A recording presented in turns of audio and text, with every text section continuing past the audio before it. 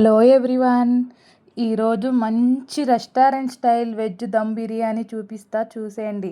ఎప్పుడు రొటీన్గా non veg biryanis కాకుండా ఒక్కసారి వెజ్ బిర్యానీ కూడా ట్రై చేయండి. చాలా టేస్టీగా ఉంది, చాలా ఈజీ ప్రాసెస్ కూడా.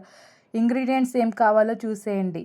ముందుగా ఒక గిన్నె తీసుకొని దాంట్లో మనం కట్ చేసిన వెజిటేబుల్స్, క్యారెట్స్, పొటాటోస్ ఎక్కువ తీసుకుంటే ఫ్లేవర్ ఇంకా బాగుంటుంది. అలానే బీన్స్, అలానే టమాటోస్ అన్నీ వేసుకోవాలి. తర్వాత దీంట్లో ఒక కప్ ఆఫ్ కర్డ్ కూడా వేసుకున్న తర్వాత మనకు రుచికి సరిపడంత చిల్లీ పౌడర్, అలానే సాల్ట్, అలానే టర్మరిక్ పౌడర్, అల్లం వెల్లుల్లి పేస్ట్ ఇవి కూడా వేసుకున్న తర్వాత ఒక మిక్సీ జార్ తీసుకొని దాంట్లో చిల్లీస్, అలానే టమాటోస్ 2, అలానే కొద్దిగా పుదీనా వేసుకొని మంచి గ్రైండ్ చేసుకొని ఆ పేస్ట్ని కూడా ఈ దమ్లో వేసుకోవాలి. చాలా బాగుంటుంది.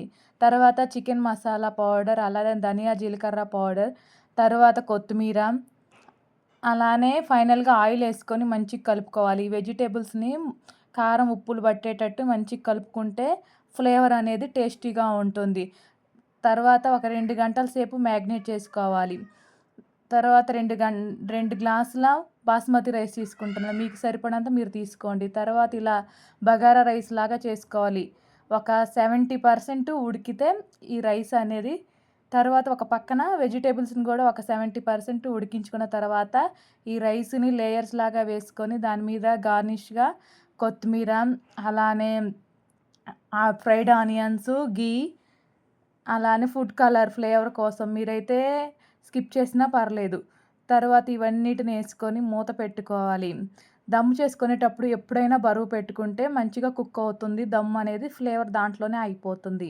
తర్వాత చూడండి, దించితే ఎంత బాగుందో, ఎంత కలర్ఫుల్గా కనపడుతుందో. చాలా టేస్టీగా ఉంది. ఒక్కసారి మీరు కూడా ట్రై చేయండి.